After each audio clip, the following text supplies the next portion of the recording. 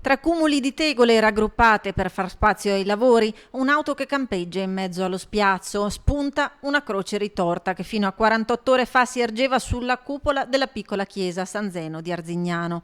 Minacciata da una perturbazione che avrebbe piegato la sua maestosità dalle forti raffiche di vento che hanno letteralmente spezzato il campanile facendolo precipitare nella piccola piazza. Una zona collinare che per la sua esposizione ha pagato il prezzo più alto. Già all'opera le squadre del soccorso alpino che stanno concentrando gli sforzi per sistemare la copertura del tetto della canonica. La prima cosa da fare è andare su e sistemare la copertura alla meglio e in un secondo momento si verificherà la possibilità di mettere su la copertura o altro, in un secondo momento comunque.